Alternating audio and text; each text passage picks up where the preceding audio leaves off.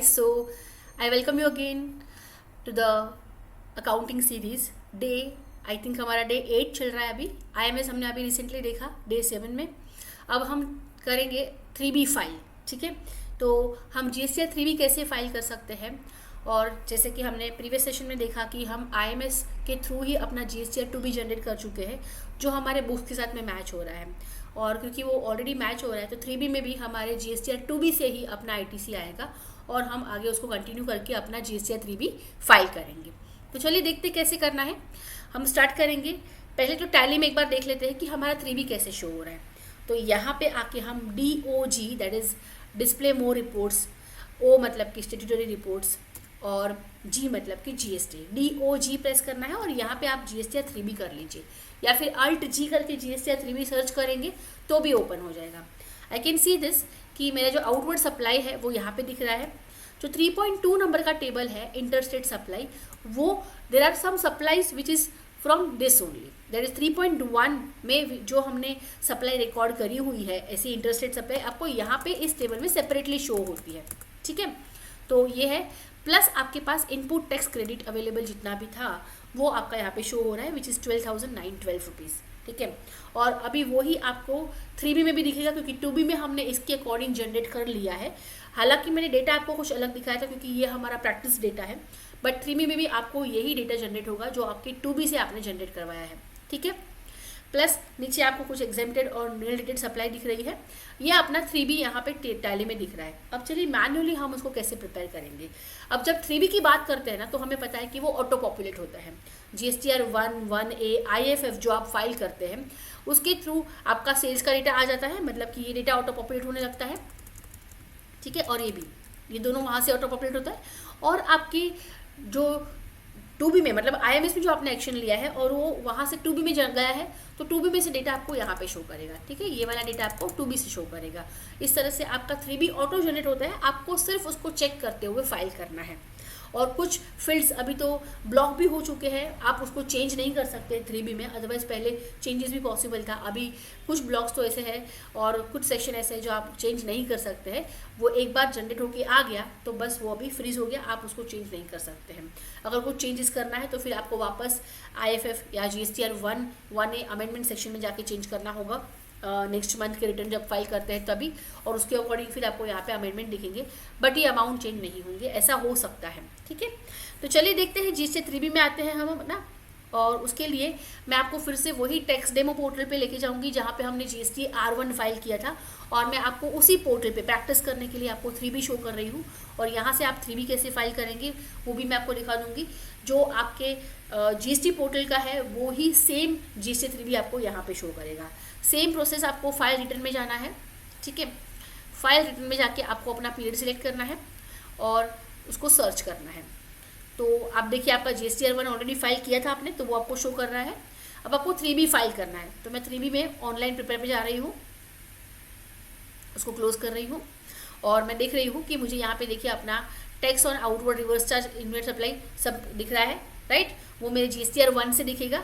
देखिए यहाँ पे टैली में भी देख लेते हैं हम। यहाँ पे देखिए 3799152 सेम अमाउंट आपको यहाँ पे शो कर रहा है। 408447 का IGST है, ऑटो पॉपुलेट होके आ रहा है, और 23400 का CGST और SGST है, वो भी ऑटो पॉपुलेट होके आ रहा है। जो आपने R1 फाइल किया ना इस पोर्टल पे, तो वहाँ से ही वो ऑटो पॉपुलेट होके आ गया है। प्लस इंटरस्टेट सप्लाई आपको यहाँ पे दिखनी चाहिए। अमाउंट टोटल नहीं दिख रहा है, बट आप अगर उसको क्लिक करेंगे तो आपको दिखेगा कि 2,75,000 का ये जो इनवर्ट सप्लाई है वो उसके अंदर है, ठीक है। 49,500 का उसका IGST यहाँ पे आपको शो कर रहा है। फिलहाल मैं इसको कैंसिल कर रही हूँ। तो ये एक है। प्लस अभी आप देखेंगे नीचे एलिजिबल ITC 3B में हमारे लिए ये जो टेबल है, टेबल नंबर 4 बहुत ही इंपॉर्टेंट होता है क्योंकि हमारी ITC हम उसके अंदर ही सेट करते हैं। अब हम यहाँ पे देखेंगे अगर, तो आप देख रहे हैं कि ITC यहाँ पे है 12,912.74, 12,912.74, और CGST भी उतना ही है। CGST और SGST दोनों आपको दिख रहा है। बट आपको यहाँ पे IGST में 1000 दिख रहा है, ये मैंने एडिशनल डाल के रखा है अपने साइड से, ताकि मैं आपको कुछ इसके रिलेटेड पॉइंट एक्सप्लेन कर सकूँ और आपको पूरा 3B डिटेल में समझा सकूँ कि किस तरह से आपको फाइल करना है और क्या क्या आपको ध्यान रखना है 3B फाइल करते वक्त, ताकि आपकी कोई मिस्टेक ना हो, नोटिस ना आए और आपका GST 9 और 9C भी प्रॉपरली इसके बेस पर फाइल हो सके। अब पहला जो पॉइंट है आपका टेबल नंबर 4 में, वो है ITC अवेलेबल। ITC अवेलेबल, ये 5 पॉइंट उसमें आते हैं। सबसे पहले आपका इंपोर्ट ऑफ गुड्स, ये भी ऑटो पॉपुलेट होके आता है। इंपोर्ट ऑफ सर्विसेज कभी कभी ऑटो पॉपुलेट होके नहीं भी आती है, तो आपको डालनी है। थर्ड है inward supply liable to reverse charge other than 1 and 2 about. तो इसमें क्या होगा, अलग अलग टाइप की आपकी इनवर्ट सप्लाई होती है जिसपे आप लायबल टू रिवर्स चार्ज होंगे या नहीं भी होंगे। तो आपका सप्लायर कैसा है उस पर डिपेंड करता है। अगर आपका सप्लायर GST में रजिस्टर्ड है तो फिर यहाँ पे अमाउंट ऑटो पॉपुलेट होके हो सकता है। बट कभी ऐसा हुआ कि आपका जो सप्लायर है जिससे आपने सर्विस ली है और उस पर आपने रिवर्स चार्ज पे GST पे किया है और वो सामने वाला बंदा मतलब कि supplier is not registered under GST, तो उस केस में वो वाला अमाउंट आपको यहाँ पे रिफ्लेक्ट नहीं करेगा, और वो नहीं करेगा तो आपको मैन्युअली एंटर करना है यहाँ पे अमाउंट। ठीक है, ये हो गया। उसके बाद है इनवर्ट सप्लाई फ्रॉम ISD और लास्ट में होता है ऑल अदर ITC। तो ये 4 कैटेगरी में जो ITC नहीं आता है ना, वो आपका फाइनली आपको यहाँ पे शो करेगा और मेजोरिटी ऑफ द ITC आपको यहाँ पे ही दिखता है। अब ये ITC कौन सा है, जो आपने 2B में एक्सेप्ट किया है, जो आपने 2B में एक्सेप्ट किया है, आई मीन IMS में एक्सेप्ट किया है, जिसके बेस पर आपका 2B जनरेट हुआ है और 2B में जितना आपको ITC शो कर रहा है वही ITC आपका यहाँ पे आया हुआ है। ठीक है, तो हमारे हिसाब से जो हमारा डेटा था, जो हम प्रैक्टिस कर रहे थे, उसके हिसाब से हमारा ITC इतना था 12,912, तो वो आपको यहाँ पे अभी शो कर रहा है। ठीक है, अब ये यहाँ पे कैसे आएगा पोर्टल में, तो उसके लिए आप ये मैनुअली भी डाल सकते हो, क्योंकि ये डेमो पोर्टल है। तो डेमो पोर्टल तो आपका ITC फेच नहीं करेगा, बट इसके अंदर भी आपको ऑप्शन मिलता है जहाँ पे आपका 2B आपका आप डाउनलोड करते हैं वो यहाँ पे अपलोड कर सकते हो इस पोर्टल पे, और उसके बेस पर आपको ये अमाउंट ऑटो रिफ्लेक्ट करके मिल सकता है। ठीक है, तो वो एक प्रोसेस है जो बहुत सिंपल होता है, आप समझ सकते हो और उसको अकॉर्डिंग आपको यहाँ पे प्रैक्टिस करना है तो कर सकते हैं। चलिए, तो अब ये ऐसा ITC है जो आपने 2B में एक्सेप्ट किया था। जब हमने लास्ट सेशन में देखा था IMS में, उसमें हमने ये भी देखा था कि कुछ ITC ऐसा है जो आप क्लेम नहीं कर सकते हैं, आपके लिए वो एलिजिबल ITC नहीं है, बट आपको वो फिर भी एक्सेप्ट करना है और फिर आपको सेपरेटली 3B में उसको इन एलिजिबल ITC में दिखाना है और उसको रिवर्स करना है।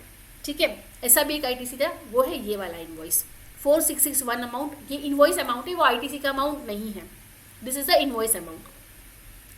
बट चलिए, वो एक्सप्लेन करने के लिए मैंने यहाँ पे आपके लिए ये 1000 का एक्स्ट्रा ITC लिया हुआ है IGST का। ठीक है, तो से फॉर एग्जांपल ये जो 1000 का ITC मुझे अपने IMS में शो हो रहा था और मुझे पता है कि वो मुझे क्लेम नहीं करना है, मेरा नहीं है, फिर भी मैंने उसको एक्सेप्ट किया।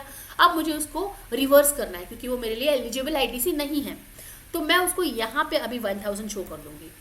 ठीक है, और आई विल सी नाउ कि नेट ITC जो अवेलेबल दिखा रहा है वो है 0। अब तक था 1000 लेकिन अभी 0 दिखा रहा है क्योंकि मैंने ये 1000 ITC को अभी रिवर्स कर दिया है। अब रिवर्सल के लिए भी अलग अलग सेक्शंस हैं, यहाँ पे कुछ रूल्स है जैसे कि रूल 38, 42, 43, सेक्शन 17(5). रूल 42, 43 की अगर हम बात करें तो उसमें ऐसे कैपिटल गुड्स और असेट्स है जहाँ पे आपका कभी कभी क्या होता है कि आपने अर्ली स्टेज पे सेल कर लिया विदिन 5 ईयर्स, तो उसमें आपने जितना ITC अभी तक क्लेम नहीं किया उतना रिवर्सल करना होता है, उसकी प्रॉपर वर्किंग होती है। रूल 42, 43 जो हम अपने एडवांस सेशन में सीखते हैं, तो वो वर्किंग के हिसाब से अगर कुछ ITC आपको रिवर्स करने की ज़रूरत है तो आप रिवर्स करेंगे यहाँ पे। रूल सेक्शन 17(5) होता है ब्लॉक क्रेडिट का, सेपरेट वीडियो आपको मेरी चैनल पे मिल जाएगा। सेक्शन 17(5) में बहुत सारे ऐसी लिस्ट है, लंबी लिस्ट है जिसमें आपको वो क्रेडिट मिलता ही नहीं है, ऑल्दो वो आपके बिजनेस से रिलेटेड है फिर भी आपको उसका ITC नहीं मिलने वाला है, वो सेक्शन 17(5) में बताया गया है। तो वो आपको चेक करना है। जैसे कि एग्जांपल के लिए मैं अगर आपको 2-3 एग्जांपल दे दूं, तो आपका कोई पर्सनल एक्सपेंस है तो वो आप यहाँ पे क्लेम नहीं कर पाएंगे। दूसरा ये है कि अगर आपने कोई असेट आपकी चोरी हो गई है, आपका कोई गुड्स चोरी हो गया, या फिर आपने कोई ब्यूटी ट्रीटमेंट ले ली है, ये एग्जांपल मैं आपको कुछ दिखा रही हूँ। कार के केसेस में भी अगर कार आप बाई करते हो तो उस पर जो GST लगता है वो भी, उसका भी ITC आपको नहीं मिलता है। अगर वो आपके बिजनेस में भी आप यूज़ कर रहे हो, आप बोलोगे कि नहीं मैंने बिजनेस में यूज़ किया है इसको, मैं अपने घर से अपने ऑफिस या फैक्ट्री जाने के लिए उसको यूज़ करता हूँ, तो मेरे बिजनेस पर्पज़ के लिए है, बिल्कुल पर्सनल नहीं है, तो फिर भी उस केस में भी आपको उसका ITC नहीं मिलता। लेकिन हाँ, कंडीशन है कुछ, उसमें भी एक्सेप्शंस है। जिस केस में आप कोई व्हीकल का आईटीसी ले सकते हैं, तो उसके लिए आपको डिटेल में वो वीडियो देखना होगा। सेपरेट सेक्शन है 17(5) का मेरा, उसमें आप चेक कर सकते हैं, ठीक है। प्लस अदर्स, तो यहाँ पे ना 180 डेज वाला रूल आता है। तो अगर वो रूल आपको पता होगा, जैसे कि आपने अगर किसी सप्लायर से कुछ गुड्स या सर्विस ली और फिर आपको उसका पेमेंट करना होता है, अगर आप उसको पेमेंट 180 डेज में नहीं करते हैं तो फिर आपको वो आईटी से रिवर्स करना पड़ता है। वो एक सिचुएशन है, एक कंडीशन है आईटी से रिवर्सल के लिए। तो वो आईटीसी आप यहाँ पे रिवर्सल दिखा सकते हो। जैसे कि मैंने कुछ 7-8 महीने पहले एक सप्लायर से गुड्स परचेज किया था और उसको 180 डेज हो गया, मैंने पेमेंट ही नहीं किया, और उस पर जो आईटीसी बन रहा था वो से फॉर एग्जाम्पल 100 रुपीज़ का था, ठीक है। तो 100 रुपीज़ CGST, 100 रुपीज़ SGST, मुझे यहाँ पे उसका रिवर्सल दिखा देना पड़ेगा अदर्स में कि देखिए मैंने इसका पेमेंट नहीं किया था, मैंने रिवर्स भी कर दिया, 180 डेज हो गया है। लेकिन हाँ, अभी 180 डेज होने के बाद मैं उसको पे कर रही हूँ, ठीक है। 190th डे पे मैंने उसको पे किया, तो जब मैं उसको पे करूँगी ना, तब मैं फिर से उसको रिक्लेम करूँगी और वो रिक्लेम का अमाउंट नेक्स्ट मंथ के इनवॉइस में 3B में क्लेम करूँगी। मतलब मैं वो 100 रुपीज़ यहाँ पे लिख दूँगी रिक्लेम करने के लिए। या फिर अगर मैं दूसरा एग्जांपल, ऐसा हुआ कि लास्ट मंथ में मैंने ऐसा कोई आईटीसी यहाँ पे रिवर्स किया था और अभी मैंने उसको पेमेंट कर दिया, तो इस मंथ में मुझे उसको रिक्लेम करना है। से फॉर एग्जांपल वो 500 रुपीज़ था, तो मैंने यहाँ पे उसको अभी रिक्लेम कर दिया इतना GST का अमाउंट, ठीक है। तो इस तरह से आपको आईटीसी रिवर्स करना है और उसको रिक्लेम भी करने के लिए आपको यहाँ पे ऑप्शन मिलता है। और इन सब के ना सेपरेट लेजर बनते हैं। जितना आईटीसी आपने ऐसा यहाँ पे ये वाले अमाउंट कॉलम में डाल के रखा है, पॉइंट B के सेकेंड पॉइंट में, मतलब कि अदर्स में, उसका आपको यहाँ पे क्रेडिट दिखता है, एक लेजर क्रिएट होता है, सेपरेट लेजर। वो लेजर फिर जब आप उसको यहाँ पे वापस डेबिट करोगे ना, तो वो यहाँ से वो माइनस होता है एंड सो ऑन, ठीक है। तो इस तरह से सेपरेट लेजर भी क्रिएट होता है, वो भी आपको देखना होता है। तो ये एक पॉइंट है, बहुत इंपॉर्टेंट चीज़ें मैं आपको बता रही हूँ, ध्यान से सुनिए। अलॉन्ग विद दैट लास्ट में है ineligible ITC under section 16(4) and ITC restricted due to the POS rule. अब ये POS सेक्शन 16(4) तो ठीक है, मैंने आपको बता दिया है कि सेक्शन 16(4) में कंडीशन से अलग अलग कंडीशन हमने ऑलरेडी लास्ट सेशन में उसकी मैंने आपको बता भी दी है डिटेल में, बातें करते करते हुए। तो आप चाहे तो उसको भी देख सकते हैं, मेरे चैनल पे आपको उसका भी सेपरेट वीडियो मिल जाएगा। लेकिन ये जो रूल है ना, ITC restricted due to POS rule, वो क्या होता है? इसमें होती है आपकी होटल इंडस्ट्रीज़ की बातें। जैसे कि आप महाराष्ट्र में हो, महाराष्ट्र में रजिस्टर्ड हो, लेकिन जब आप दिल्ली जाते हो तो दिल्ली में आपने वहाँ पे कोई होटल बुक किया, आपने वहाँ पे स्टे किया। जब दिल्ली वाली होटल आपको वहाँ सब बिल देगी ना, तो वो अपने बिल में CGST और SGST ही लगाएगी, क्योंकि ये प्लेस ऑफ सप्लाई की रूल्स है कि अगर आप एक होटल इंडस्ट्री हो और आप जब किसी को अपने होटल का रूम रेंट पे दे रहे हो, तो जो बिल बनाते हो आप उसमें प्लेस ऑफ सप्लाई आपका दिल्ली ही रहेगा, ठीक है, क्योंकि आपकी होटल दिल्ली में है और आपने सर्विस दिल्ली में दी है, इसलिए वहाँ पे वो CGST और SGST ही लगाएंगे। लेकिन वो जो CGST और SGST वो तो दिल्ली का है और आप रजिस्टर्ड हो महाराष्ट्र में, इसलिए आप वो वाला CGST और SGST यहाँ पे क्लेम नहीं कर पाओगे। मतलब कि आप किसी और स्टेट में जाके अगर स्टे करते हो और वहाँ पे अगर CGST SGST वाला आपको बिल मिलता है, बिल में लगा के, तो फिर वो GST आप क्लेम नहीं करोगे और वो यहाँ पे मेंशन करोगे कि वो POS रूल की वजह से मैं यहाँ पे क्लेम नहीं कर पा रही हूँ, ठीक है, एक्सक्यूज मी। तो इस तरह से आपको पूरा 3B अपना प्रॉपरली फिलअप करना है। ये जो कैटेगरी यहाँ पे दिखाई गई है वो प्रॉपरली कैटेगरी आपको यहाँ पे मेंशन करनी है। जितना आप डिटेल में उसको मेंशन करोगे उतना आपका GST और 9 और 9C ईजी बनेगा, ठीक है, और उसके बेस पर आगे आप उसको फाइल कर पाओगे। तो आई होप आपको 3B पूरा क्लियर हो रहा है। ये टेबल नंबर 4 आपके लिए ईजी हो रहा है। कुछ डाउट है तो आप मुझे टेलीग्राम ज्वाइन कीजिए और टेलीग्राम पर क्वेश्चन पूछिए, या फिर यहाँ पे भी कमेंट सेक्शन में डाउट आपके पूछ सकते हो। चलिए मैं इसको कन्फर्म करती हूँ, क्लोज करते हैं और आगे देखते हैं क्या होता है। देखिए आपकी जो लेट फीस वगैरह होगी वो अपने आप कैलकुलेट हो जाएगी, तो उसको आप कैलकुलेट करने की जरूरत नहीं है सेपरेटली। अगर आपको लगता है कि जो इंटरेस्ट कैलकुलेट हुआ है वो प्रॉपरली कैलकुलेट नहीं हुआ है तो अपने हिसाब से आप कैलकुलेट करके डाल सकते हो, ठीक है। चलिए इसमें आपको एग्जेम्प्ट नील और नॉन GST इनवर्स सप्लाई दिखेगी, तो जिसमें आपको जैसे कि यहाँ पे अपने टैली में देखा था ये वाला अमाउंट 1,21,900 वो आपको यहाँ पे शो करना है इसके अंदर, तो आप यहाँ पे आके उसको शो कर सकते हैं। From a supplier under composition scheme exempt या नील सप्लाई, तो इसके अंदर आप डाल सकते हैं। अभी वो क्या था आपका, इंटरस्टेट सप्लाई था, inter taxable amount local supply है, मतलब कि विद इन द स्टेट है 121,900, तो आप यहाँ पे डाल सकते हैं 121,900, ठीक है, और इसको कंफर्म कर दीजिए। तो इस तरह से आपका GST 3B आपने फिलअप कर दिया है, ठीक है। अगर कुछ लेट आपने लास्ट मंथ का रिटर्न अगर लेट फाइल किया होगा तो यहाँ पे ये auto calculate late fees calculate करेगा। देखिए नील रिटर्न अगर होता है तो 20 रुपीज़ पर डे, मतलब कि 10 रुपीज़ CGST, 10 रुपीज़ SGST होता है। और अगर लास्ट मंथ के रिटर्न में आपने कोई डेटा डाला होगा तो इस मंथ में 25 रुपीज़ CGST, 25 रुपीज़ SGST की लेट फीस लगती है। तो वो भी मैं आपको ओपन करके दिखा देती हूँ। देखिए यहाँ पे दिखती है, IGST में कुछ नहीं लगता है, लेट फीस की बात कर रहे हैं हम लोग, ठीक है। नीचे वाला जो है ये IGST में देखिए, समझो लास्ट मंथ में हमने लेट किया था तो 25 ऑटो पॉपुलेट होता है, आपको कैलकुलेट नहीं करना है, वो अपने आप आएगा। जितना दिन आपने लेट किया था, समझो 5 दिन से लेट हुआ था तो उसके अकॉर्डिंग यहाँ पे 125 आ जाएगा, 125, ठीक है। और इंटरेस्ट भी ऑटो कैलकुलेट होकर आता है, बट इनकेस आपको मैन्युअली भी कैलकुलेट करना है और करने के बाद चेक करना है कि वो करेक्ट है कि नहीं। अगर कम है तो फिर आपको यहाँ पे वो अमाउंट एग्जैक्ट डालना है जो आपका करेक्ट अमाउंट आ रहा है। चलिए इसको भी मैं कैंसिल कर देती हूँ, और अगर सेव करना है तो कंफर्म कीजिए आप, ठीक है। एंड इस तरह से हमने सारी डिटेल फिलअप कर ली। उसके बाद आपको GST3 भी सेव करना है। सेव करने के बाद आपको इसको रिफ्रेश करना है, और आप देखेंगे नीचे आपको यहाँ पे प्रोसीड टू पेमेंट का ऑप्शन दिख रहा है। अभी आप उसको क्लिक करेंगे, प्रोसीड टू पेमेंट, और यहाँ पे आएंगे तो आपको यहाँ पे कैश लेजर दिखेगा, जिसमें मेरे पास ऑलरेडी 100 रुपीज़ का बैलेंस है। और नीचे देखिए बाजू में दिखेगा आपको क्रेडिट बैलेंस, तो क्रेडिट बैलेंस में जितना मैंने ITC क्लेम किया है वो यहाँ पे शो करेगा, ठीक है। तो जितना ITC मैंने अभी का इस मंथ का भी है और प्रीवियस किसी मंथ का भी अगर कैरी फॉरवर्ड होके आ रहा है तो वो भी यहाँ पे एडेड होगा, और उसके बेस पर मेरी अभी लायबिलिटी कैलकुलेट होगी। देखिए मेरी जो लायबिलिटी थी वो इतनी है, एक बार टैली से भी मैच करते जाते हैं हम लोग। यहाँ पे देखिए 4,08,447 की मेरी IGST की लायबिलिटी है, और 23,400 की CGST SGST की लायबिलिटी, तो वो आपको यहाँ अमाउंट शो कर रहा है, राइट। अभी ITC देख लेते हैं। हमारे पास ITC कितना है, 12,912 था, लेकिन हमने 100 रुपीज़ और 500 रुपीज़ का एडजस्टमेंट भी कुछ किया ना, जो ITC हमारा रिवर्स किया हमने कुछ, और कुछ हमने रिक्लेम भी किया है, तो उसके हिसाब से वो एडजस्ट होकर 12,833 आया है, ठीक है। और मतलब कि फाइनल बैलेंस हमें कितना पे करना है, इतना। उसमें से अगर आपके पास ऑलरेडी कुछ कैश बैलेंस है तो वो एडजस्ट हुआ है। देखिए यहाँ पे 100 रुपीज़ का कैश बैलेंस एडजस्ट हुआ है, और वो 100 रुपीज़ का कैश बैलेंस एडजस्ट होने के बाद अब नेट कैश आपको कितना पे करना है, this is the amount, final amount which is to be payable. तो आप यहाँ पे आएंगे make payment post credit ledger पे, या फिर क्रिएट चलान पे जाके चलान क्रिएट कर सकते हैं पेमेंट करने के लिए। तो चलिए मैं इस पर क्लिक करती हूँ, तो वार्निंग आ रहा है कि वॉट एवर द वार्निंग, ये बोल रहा है कि आपके पास सफिशिएंट अमाउंट नहीं है कैश लेजर में पेमेंट करने के लिए, तो क्या आपको कंटिन्यू करना है। मैं यस करती हूँ, तो देखिए मेरे पास चलान क्रिएट हो जाएगा। ये चलान मैं पेमेंट करूँगी यहाँ से ई पेमेंट सेलेक्ट करके, ठीक है। आपके पास ऑप्शंस होते हैं उसमें बहुत सारे, आप चलान एक बार कंफर्म कीजिए प्रॉपर है कि नहीं, अमाउंट करेक्ट गया है कि नहीं, ये सारी चीज़ें चेक कीजिए।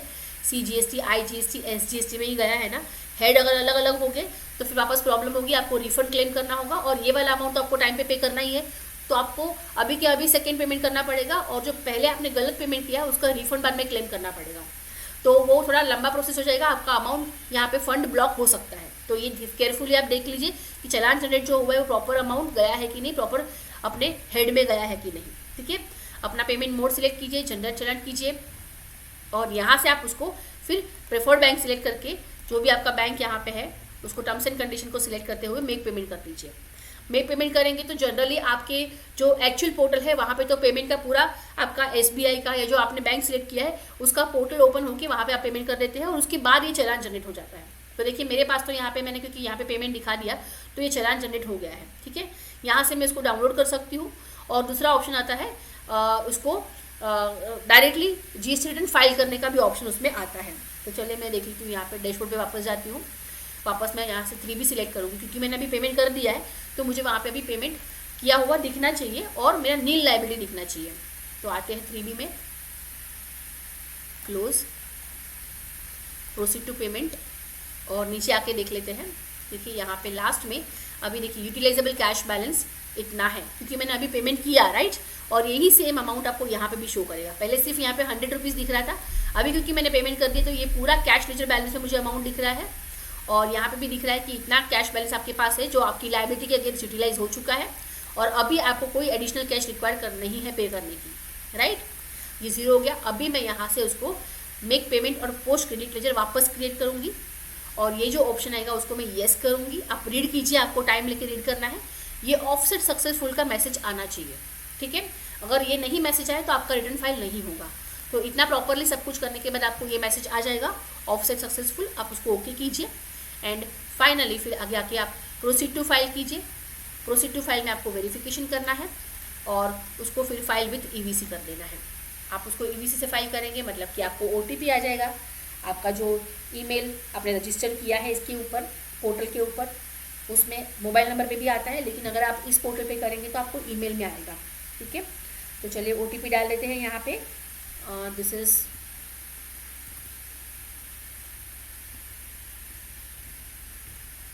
And verify. तो आपका GST भी अगर प्रॉपरली फाइल हो चुका है तो उसका आपको ARN भी यहाँ पे जनरेट होके आ जाता है। तो ये डिट्टो आपकी GST पोर्टल पे जैसे काम करता है ना, वैसे ही ये पोर्टल भी टैक्स डेमो पोर्टल है। यही एक डमी पोर्टल है जहाँ पे आप अपनी प्रैक्टिस कर सकते हैं। इसको ओके करेंगे एंड यू आर डन, आपका GST रिटर्न फाइल हो गया। तो आई होप आपको GST रिटर्न कैसे फाइल करना है वो समझ में आया हो। अगर आप डेमो पोर्टल के थ्रू प्रैक्टिस करना चाहते हैं तो डिस्क्रिप्शन में जो कॉन्टैक्ट नंबर दिया है उस पर आप कॉन्टैक्ट कर सकते हैं और आप डेमो पोर्टल का एक्सेस ले सकते हैं। कुछ क्वेरीज है तो टेलीग्राम ग्रुप ज्वाइन कर लीजिए और वहाँ से हमें कॉन्टैक्ट कीजिए, आपकी क्वेरीज पूछिए। ग्रुप में बहुत सारे एक्सपर्ट्स हैं, अपनी रिव्यूज़ देते हैं, अपने पॉइंट ऑफ व्यू से बातें करते हैं और क्वेरीज डिस्कस करते हैं। अगर आपको भी किसी क्वेरी का आंसर आता है तो आप भी उसमें रिप्लाई कर सकते हैं। प्लस अगर अभी तक आपने चैनल को सब्सक्राइब नहीं किया है तो सब्सक्राइब कीजिए, क्योंकि ऐसे ही बहुत सारे सेशंस में यहाँ पे प्रैक्टिकल सेशंस में लेके आती हूँ जहाँ पे आपको बहुत सारा प्रैक्टिकल इन्फॉर्मेशन और नॉलेज मिलता है और आप खुद भी मेरे साथ प्रैक्टिस इसको कर सकते हैं।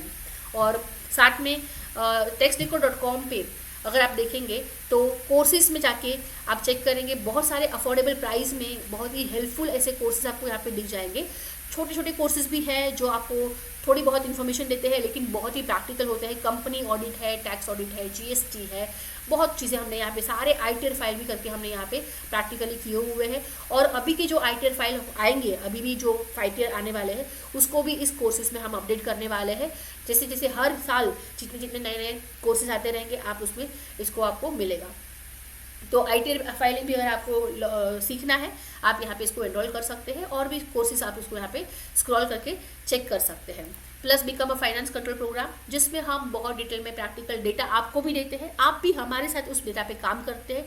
डिटेल में अकाउंटिंग से लेकर ITR फाइलिंग तक बीच में जो भी प्रोसेस होता है, जैसे कि फाइनलाइजेशन करना, GST फाइल करना, TDS फाइल करना, कंपटीशन बनाना और ITR फाइल करना, IMS, बजटिंग, सब कुछ हम इसमें प्रैक्टिकली कवर करते हैं। अगर इसके बारे में आपको डिटेल में जानना है तो आप हमें कांटेक्ट कर सकते हैं या फिर वेबसाइट के थ्रू भी इस वाले प्रोग्राम को एनरोल करके, जो फ्री है, आप एनरोल करके इसके बारे में डिटेल में जान सकते हैं और डेमो लेक्चर भी इसमें आप चेक कर सकते हैं। So thank you again, thank you so much for joining us, thank you.